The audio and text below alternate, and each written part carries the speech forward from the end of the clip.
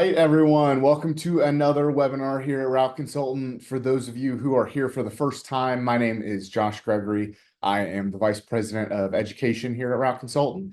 If you're not familiar with Route Consultant at all, our team ran hundreds of routes across the country in both P&D and line haul. And today, really, our focus is to help those of you who are in this space really continue to find the best ways to operate efficiently and handle all of the crazy things that happen both within FedEx and outside the FedEx ecosystem that we're going to talk a little bit about today, a little bit later.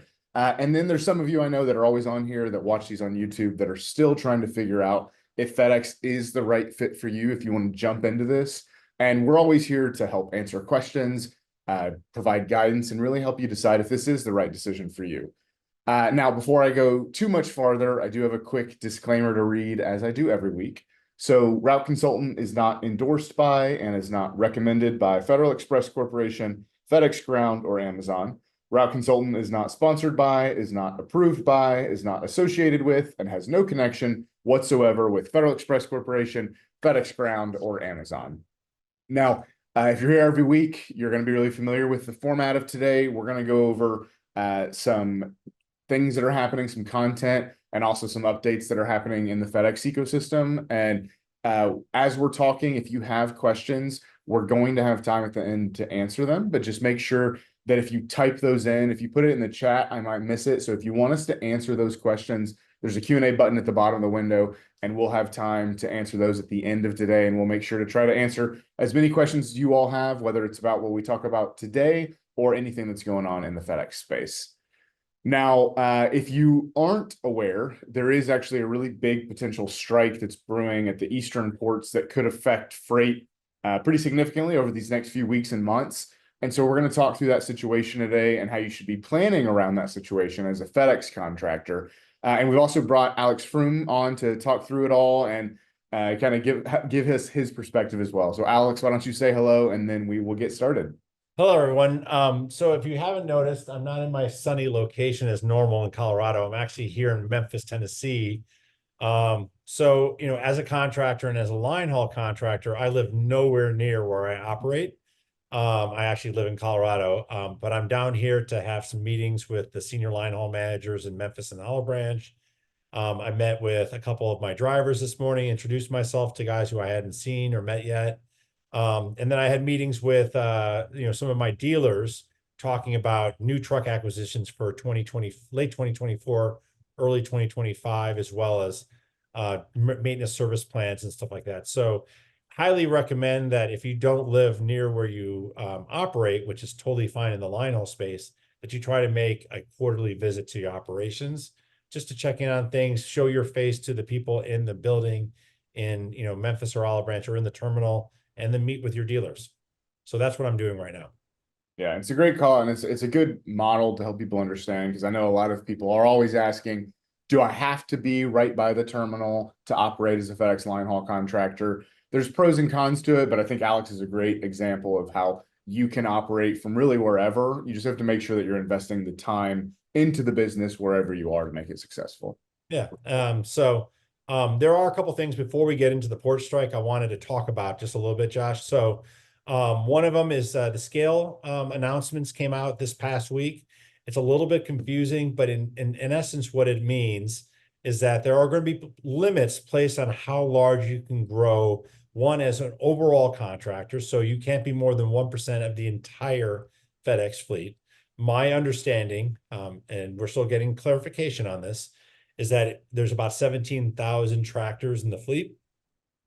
So you'll, as a contractor, you can grow to 170 tractors, and that's through shared shareholders. So like if Josh and I were each independent contractors, and then we had a third business together, they would look at how many tractors Josh had, how many tractors I had, and then how many tractors we together had, and determining how many tractors we're allowed to have in the entire fleet. So the first level is that you can't have more than 1% of the entire network. And like I said, I believe there's about 17,000 tractors in the network. And before we get on from scale, I think it is. Do you see? I know we know that there's not like any official numbers that FedEx releases, but do you think there are any current share groups that are above that 170 already, and you think FedEx is Don't, going to move it? I don't think so. I think the largest, I mean, I don't know for sure, but I know there are a couple, call it maybe a handful of contractors that are around that 100 to 150 mark, but I don't think of anybody, I'm not aware of anybody over 150.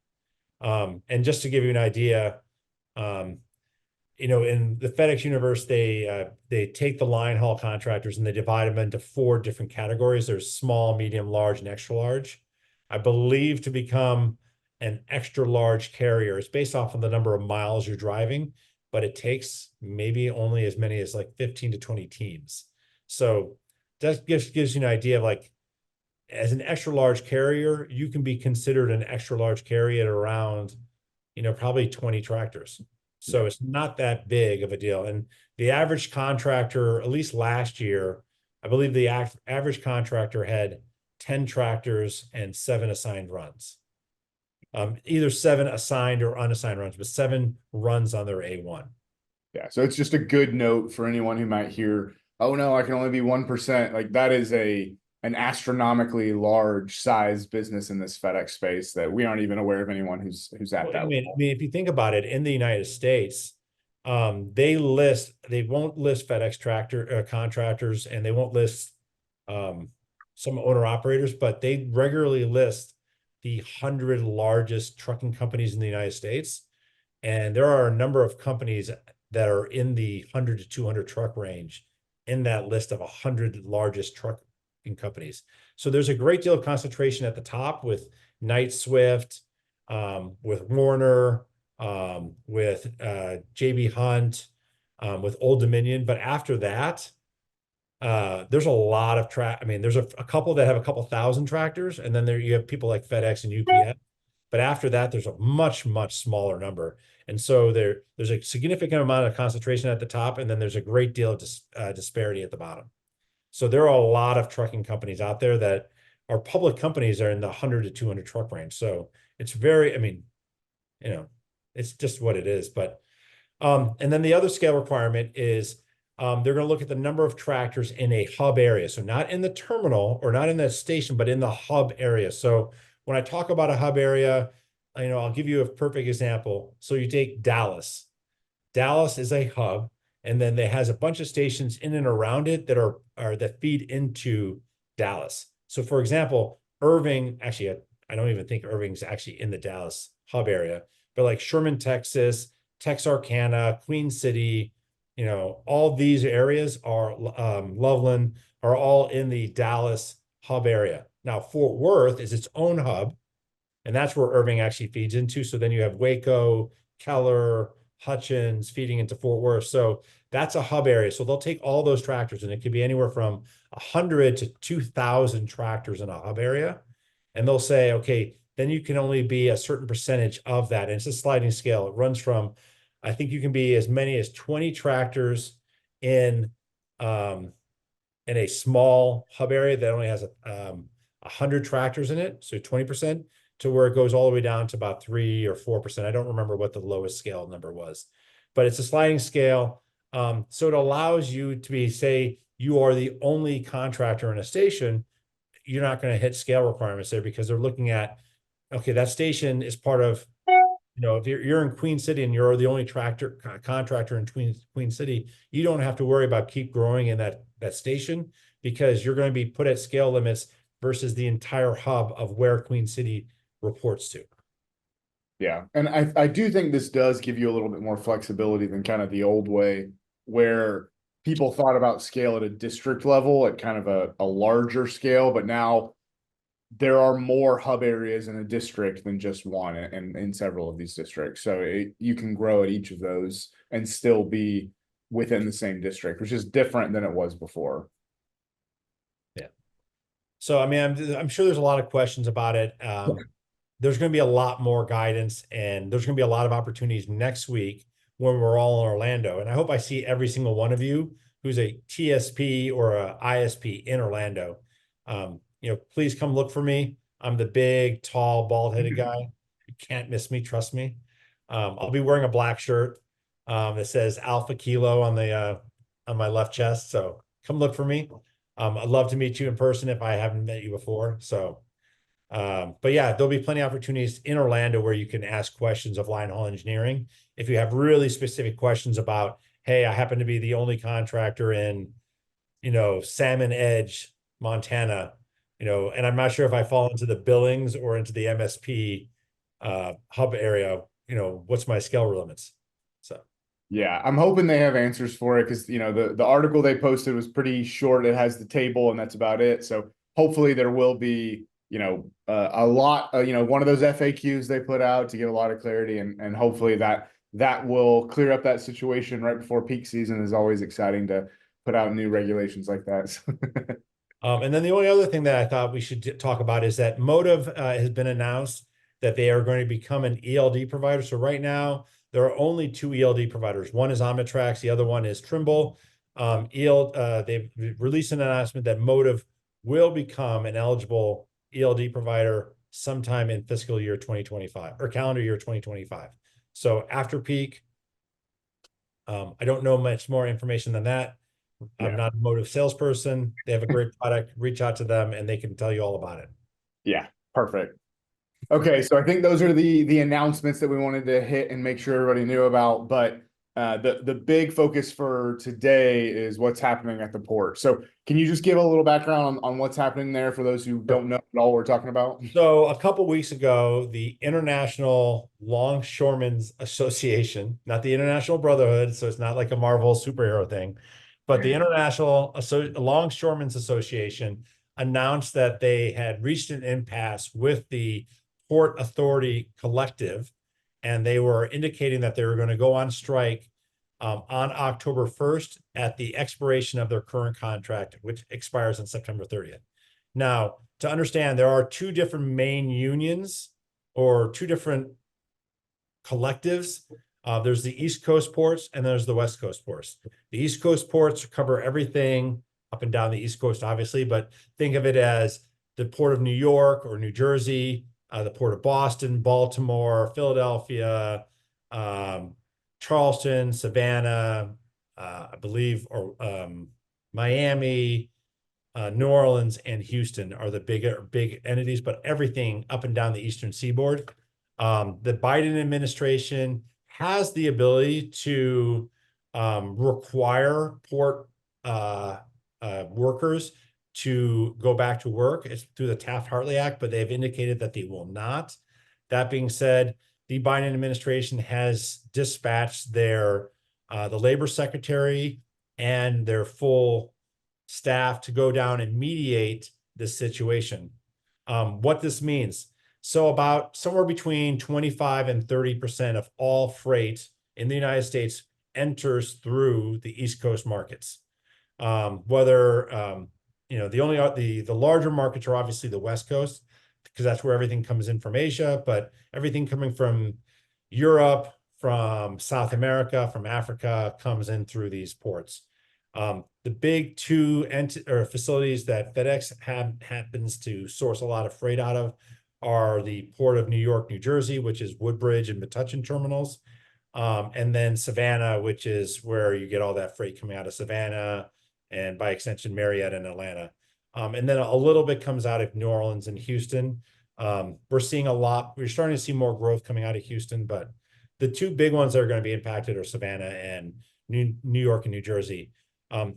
Personally, I do two things. So first of all, I always plan the worst case scenario, and then I try to execute to the best possible solution to prepare for my business. That being said, personally, I do not think that the Biden administration really wants to tank Harris's chances to become the first woman president. So they are going to do everything in their everything possible to prevent the strike without forcing the union to work during negotiations. So they are going to mediate the crap out of this situation to prevent a strike from occurring 5 weeks before the election. So that being said, we come October 1st, there's a strike. So what does that mean? So most of the companies that are based in and around the port facilities probably have somewhere between 5 to 7 days worth of supplies. Okay, those 5 to 7 days worth of supplies are going to get utilized up, and then they're going to run out. So if between the strike on October 1st and a week later, we have no resolution, then we're going to start feeling an impact from this. And so the idea then is that FedEx is probably going to start redirecting a lot of their unassigned power to the West Coast, because what you're going to see is a lot of this freight getting redirected to the West Coast. Now, the transit time if you use the Panama Canal is roughly 5 to 10 days. If you are too big of a container to go through the Panama Canal, it's 14 to 21 days. So, and the ports on the West Coast only work 16 hours a day, whereas the ports on the East Coast work 24 hours a day. So, what you're going to see long-term in a bad situation is all these ships are going to get redirected to the West Coast. There's going to be a repositioning of power across all the carriers, not just FedEx, but all the for-hire carriers out there to the West Coast to move this freight out. There's going to be backlogs. We're going to be back in the COVID situation where you see all these ships sitting in the Port of Long Beach waiting to offload. So it's going to be a pain. So one of the things that you're going to want to do is, like, I've already informed my drivers, like said, hey, this is coming up. I need you to be flexible. I don't know what the impacts are going to be, but I might ask you guys to change your routes. Instead of being the guy who always runs to Chicago every day, I might need you to be the guy who runs to St. Louis every day. So understand that the goal here is to make sure that you're working every day and you're not sitting at home and that I'm paying you. Now, if your run is cut, I've told my drivers that they can use their PTO, their pay time off, in this situation. For myself, what am I doing? I'm deferring any kind of expenses that I can until I know what kind of resolution. So I'm trying to build up. I always keep 2 weeks worth of payroll handy, but I'm building up even more. So I'm deferring any kind of expenses that I don't need to be doing right now until later on. I've reaffirmed my credit lines with my banks to make sure that I have the ability to weather out this situation for a couple weeks in the event that something happens. Do I think something's going to happen? No, but I always want to be prepared for the worst case scenario. My job as a business owner is to manage risk. And this is a risk that I'm going to try to mitigate as much as possible. Yeah. And I think that's at the end of the day, whether it's about this strike or anything that can happen in the overall economy, those are the things that as a business owner, you have to be trying to think through and being aware of.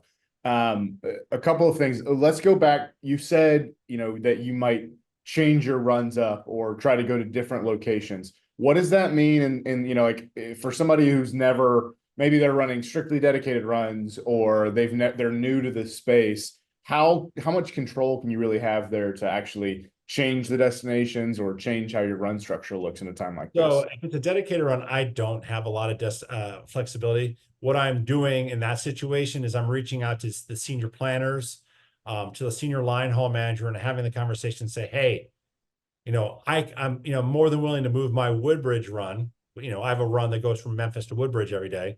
I'm more than willing to have those guys go out to Rialto, or to do a bump in Phoenix, or to go to Vegas, or to go to Salt Lake, whatever makes it easier for you. Now, do I think that's going to happen? Probably not. I mean, there's enough, while we do import a tremendous amount of stuff into the United States, we actually produce a lot too that is consumed within the United States. So I expect a lot. But I'm also aware of the fact that FedEx doesn't like to run empty. Okay. So if I'm delivering things from Memphis to New York, I might tell my guys, hey, there might be delays in getting you back out. We're going to work to address those situations. Be prepared, be understanding. We build freight that goes to New York, but New York might not build freight that comes back to Memphis. So we're going to address those issues and look at it. With my unassigned teams, I'm going to try to encourage them to go out west.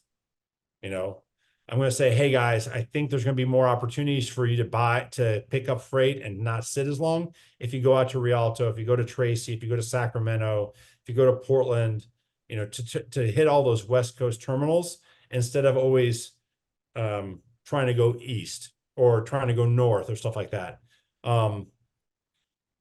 Like for me, I try to typically or historically when I'm running my unassigned teams, like my dream unassigned routes is like getting them out 600 to 1,000 miles. Okay. They go out 600 to 1,000 miles. They usually make it in time to the next sort. And so when the next sort drops, there's usually freight for them to go back out again and not have to sit for 20 hours or 24 hours. So that's 6 hours. So like if you think about it, if I get dispatched out at 10 a.m. or 9 a.m. in the morning and I have 600 miles to go, then I'm arriving in time to pick up loads on the twilight sort. Okay. So if I go 1,000 miles, I'm arriving to pick up freight on the sunrise sort. So that means that there's a really good chance that I'm not going to sit all that long. But now in this situation, I'm saying, okay, I happen to be closer to the East Coast, but I'm not going to take those shorter runs. I want you guys to go far, go long, go out west, and take the chance that you might sit a little bit longer. Because if you think about it, the run time for me, going out 1,700 miles is that I'm running for 32 hours to go that far. And so I'm going to arrive, say, after, in between a twilight and a sunrise sort, and then have to sit for an extended period of time. Yeah. But I'm going to take that chance because I think that they're going to have freight out on the West Coast that I can move back east. And what are the mechanics of that conversation? So are you talking with, like, who are you working with at FedEx, and how easy is that conversation Well, I to? mean, so the first conversation to start off with is with your drivers, Mhm. or the first conversation is me and my managers talking about this, making sure that they're aware of this going on. It's the same kind of conversation I'm having right now with my managers to say, hey, we got Hurricane Helene going into Florida. I don't want any of my tractors going to Ocala or Orlando. Well, what happens if we get a load tonight? I don't want them going, I don't care. We're going to take a safety decline for weather, or we're going to decline or take a different option. If they give us an option to go, hey, we have a run going to Greensboro and a run going to Ocala, I'm going to say, you know what, I'll take the Greensboro run. Mhm. Or I'll take the run going to KCMO. I know it's less miles, but I'm nowhere near that hurricane in Florida. It's the same kind of thing. So you're preparing your managers, getting them to think through the process of saying, okay, as we get through October and there's no resolution on the strike, I'm encouraging my unassigned teams when they call me up and say, hey, you're number 2 on the list. I have a Woodbridge, a Chicago, and a Portland. I'm going to be like, you know what? I'll take the Portland all day long. So that's the kind of conversation that you're having. And then, you're trying to find work that takes you back out that way. So say you have a team that's gone to Chicago, normally they're going to be like, hey, we'll send you back to Memphis. Hey, you know what? I'll volunteer to go out to Rialto if you have any loads, or I'll volunteer to go out to Tracy, Salt Lake, Denver, Missoula. There's certain places like guys don't want to go. Mhm. Even though Denver is a beautiful location, a lot of unassigned teams generally don't like going to Denver. Why? Because Denver doesn't produce a lot. It's a consumer market. So it's always off sides. And so it takes a little bit longer to get out of Denver than it does, say, going to a KCMO or a Lenexa. But I'll volunteer to go to Denver in this situation because it gets me out west. And then it's not that big of a deal for me to find a load going from, Denver to Tracy, or Denver to Sacramento, or Denver to Portland. And then I'm on the West Coast picking up freight going back east. Gotcha. Yeah. So that's a really important kind of consideration for people to have, is that it's not just I'm waiting for whatever load, I'll take whatever comes. There are macroeconomic factors and things, even like a hurricane, where it can be really important to take an on paper run that might not be the same level of profitability as if you go to Florida, but avoiding the potential risk of a hurricane or avoiding getting stuck on an East Coast run where there's no freight coming in can make a big impact in your profitability. And trying to have those critical thoughts are really important at times like this. Yeah, I mean, it's just making sure that you and your managers are on the same sheet of music and understanding forecasting. Like, I can't make FedEx do something, but I can volunteer and I can utilize the loads that we're getting to go in the direction that I want to get. Yeah. And then the other thing is just remember that it's your job to take care of your business. Okay. At the end of the day, FedEx is our customer. They're not our boss. And so like if FedEx tells you, hey, I only got loads going to Ocala, it's okay for you to decline it. If there's a hurricane, it's okay for you to say, it's too dangerous. I don't want to put my business at risk to go that direction. Now, if there's a port strike, you cannot take a safety decline on a port strike, unfortunately. So if all they have for you to do is to go to Savannah, then you know what? You're going to Savannah. Take that run, go out there. And then when you get there, then you're working with Savannah and your home base to say, hey, how can we get you out? Now, these runs where you've got drivers going to different locations, I know you talked about how, a lot of it is just communicating and being upfront and helping them understand that. Do you change anything around the incentive structure to facilitate something like that? No, but I mean, I make sure that I think just the fact that they know that I'm caring and that I'm communicating with them. And the one thing I will do is if they're in a day cab, and we get offered the opportunity to go through, I'll take that and I'll put my drivers up in a hotel room in that situation. I mean, one, you can't have them sleep in their day cab. It's illegal. But two, you're showing your drivers like, hey, I care for you. I'm going to put you up in a hotel room. I'll take the hit on my margins to make sure that you're still getting paid and you're still getting some miles, and I'm still getting paid for pulling the freight. And I'm just, I'm losing a little bit of miles on my run. The one benefit is that, if you do it right, you can get some points on your Marriott or Hilton or Holiday Inn card. Whatever, Yeah. yeah. Points are points, yeah. Now, if this, I think that we're all kind of anticipating that there's a lot of things that forces will step in to hopefully end this quickly or prevent it altogether. But let's say it's the other way and it lasts longer. I think analysts say that for every day of strike, it could be up to 4 to 6 days of cleanup to kind of straighten up the supply chain after that.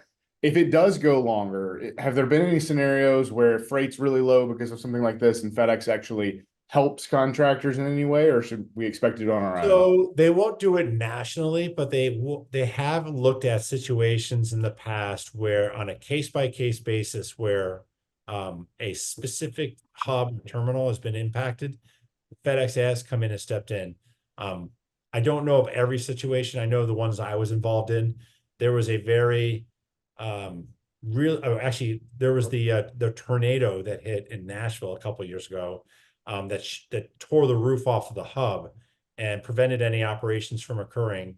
And they for a couple of days, it took a while for FedEx to figure out what to do with all these tractors and how to get them out of the location. I mean, if I remember correctly, I think a bunch of the tractors were actually trapped in the hub area because they couldn't even access the road. So for those guys, my understanding is that they actually gave them compensation to make up for the fact that they lost revenue for about a week. And then they repositioned that power into other areas, into Murfreesboro and into South Nashville and to North Nashville to handle the freight that they couldn't run out of the Nashville hub. There's been ice storms in Dallas or in Memphis and Olive Branch or in Atlanta where these southern cities are so poorly equipped to deal with weather that they'll step in and say, okay, you guys have been out of commission for a week. We understand that, and we're going to make some kind of accommodation, but they generally don't announce those on a national level. And it's, it all depends on the situation. I don't know. I've never been involved in a significant port strike before. So I wouldn't know if they would do something there. I've just been involved in the weather issues in the past. Yeah, so it's kind of a we'll see, but you shouldn't hang your hat at all on a guarantee from FedEx. And I think at the end of the day, that's the biggest thing here. We want you to know about situations like this and kind of think through how you might start planning around it, especially because right now, a lot of people are ramping up or preparing for peak season. So this could be, even more exciting to deal with if you're not properly thinking through all the different ways you can mitigate the damage. Because at the end of the day, FedEx isn't going to be the one necessarily who's going to protect your business. So it should be your plan and your strategy to do as much as you can to protect that business. But at the end of the day, what you should be doing is reaching out to your senior line haul manager and say, hey, I'm here for you. Let me know. What can I do to help you? How can I help you solve these problems? I have this power available to you. What do you want to do with it? So have those kind of conversations as we're getting up to October 1st and then afterwards. Yeah. Yeah. So we will know, this time next week, we'll have a really good sense of if the strike's going, what it looks like or what it doesn't. So For all of you who are at the FedEx convention next week, it should be exciting times. Hopefully it's not exciting. Hopefully that there was no strike and nothing's going on. Otherwise, it might be a little bit exciting in the Q&A session. It is honestly a good time to actually have a strike because we're going to be around a lot of senior leaders. And so it'll give you the opportunity to go talk to the leadership and say, hey, what is the plan long term for this? Yeah, perfect. Okay, that's the main thing that we wanted to cover and kind of make you all aware of. I'm going to go through a couple of listings and events that are coming up, and then we will go to pure Q&A. I see a few already, but if you have other questions on what we talked about or anything else, go ahead and type those in, and we'll get to that in just a second. So we have 3 new listings this week. The first one is a Linehaul listing out of Florida. Linehaul listing trying to escape that hurricane. So it's 4 Linehaul runs at $750,000. This is 7 employees and a manager, and it's 2 dedicated solos and 2 unassigned teams. So if you're looking at getting into Florida, those are, Linehaul's rare in general in terms of listings, and Florida are rare as well. So if you're looking at getting into Linehaul, that might be a good starting point for you. Next 2 are P&D listings.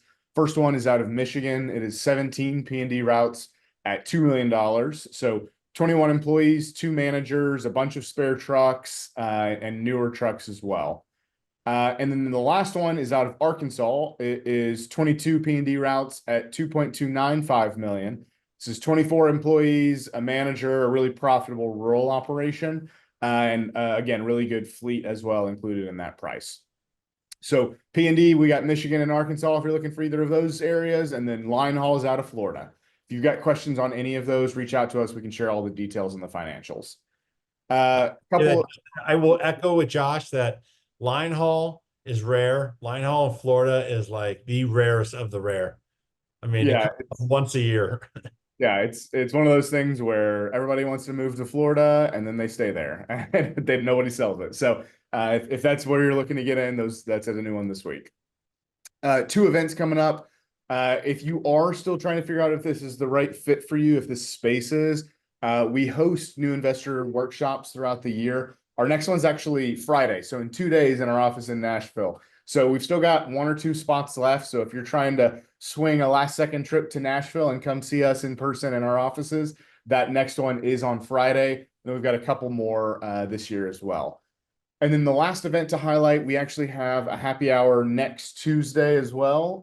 So this one's in Las Vegas. So if you are in that area and want to come out, network with other contractors, other owners in the area, others who are just looking at the space, it's completely free to attend, and you can go ahead and register for that now. And then the next happy hour we have after that is coming up in Chicago at the end of October. So if either of those are locations you're trying to hit or that are close to you, again, completely free to attend. We'll provide the food and the drinks, and you can just come out and meet us all. So getting to the Q&A. So the first one here is from Frank. So are you able to get a traditional commercial loan for this type of business? Okay, so I'll tackle on that at first, Josh, and then I'll let you answer. Yeah. So if you're buying the entire business, you can qualify for an SBA loan. Typically, actually, I mean, Josh and Rob Consultants are just about the experts on SBA loans. They have a couple of banks that they work with on a regular basis. But the one bad thing about Linehaul is that most of them are usually carve-outs, which don't qualify for SBA exemptions.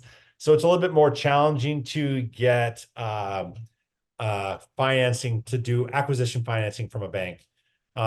You can do it. I highly recommend working with a small local bank to do it. It's a business that is really, really easy to explain to a bank.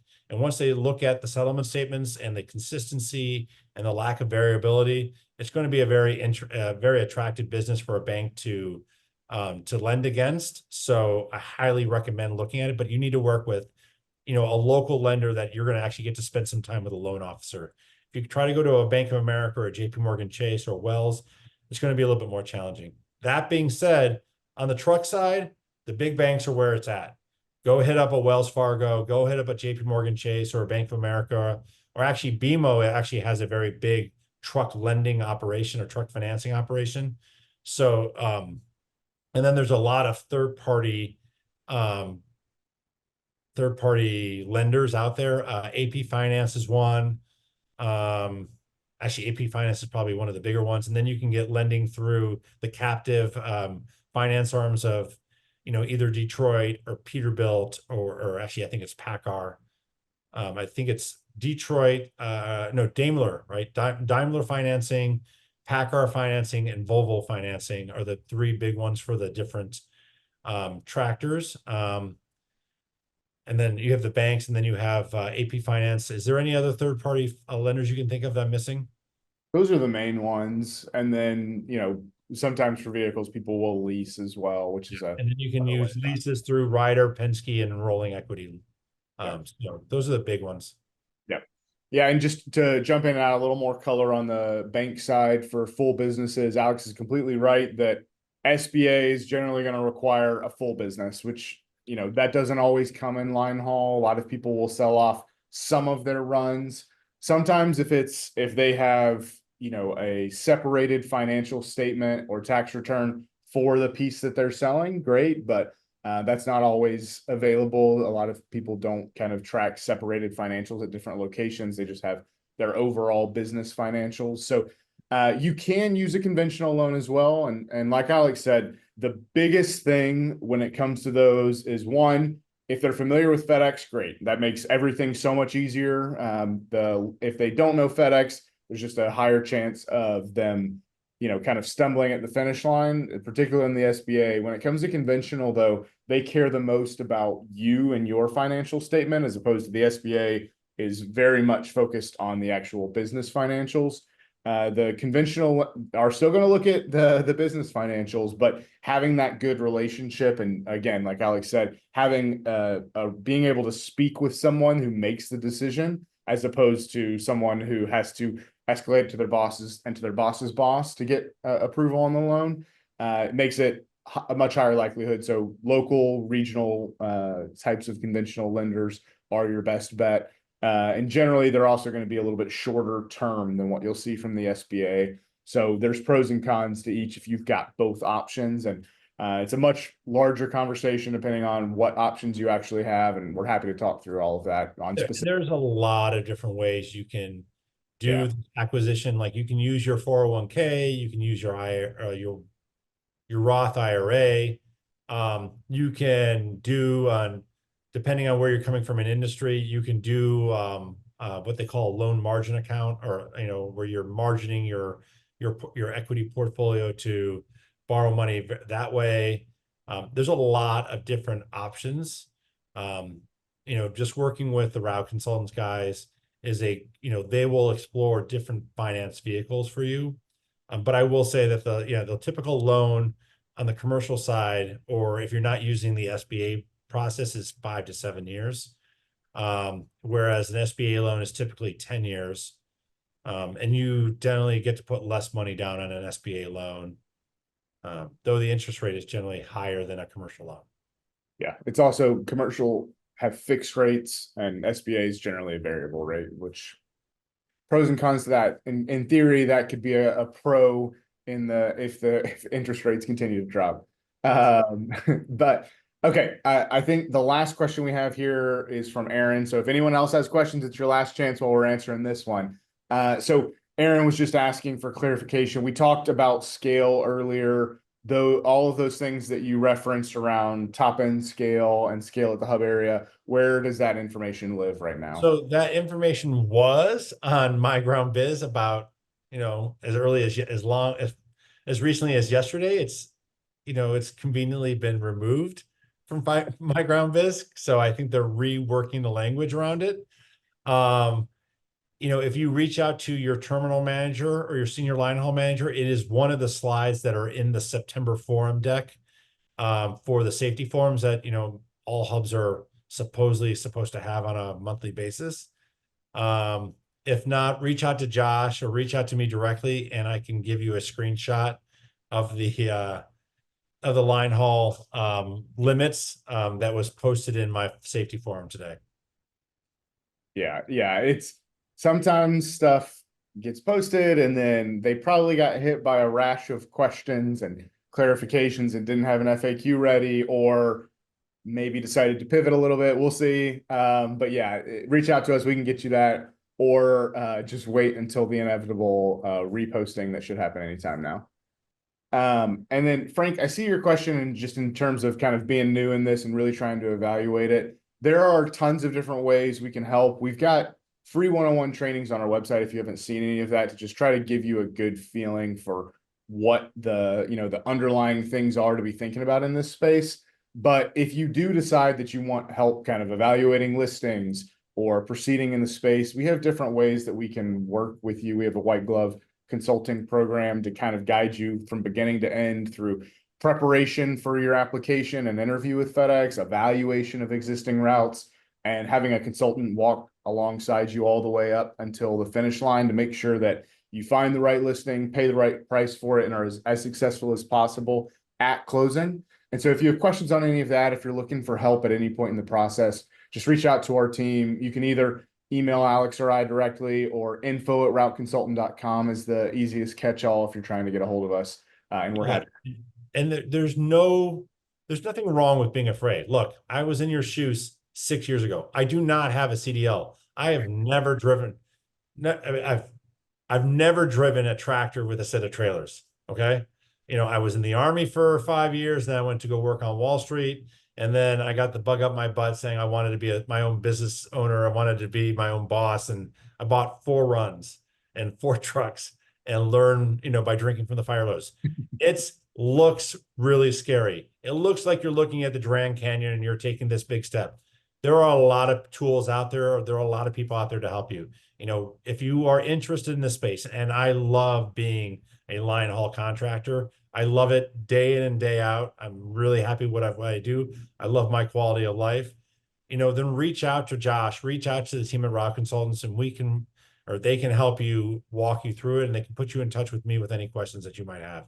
This is a great business. It's a great place to be a small business owner. And it's a lot of fun. I really enjoy doing what I do. Yeah, I'm glad to hear it. And I think that's a word of confidence for everybody who's still trying to decide if it's the right step.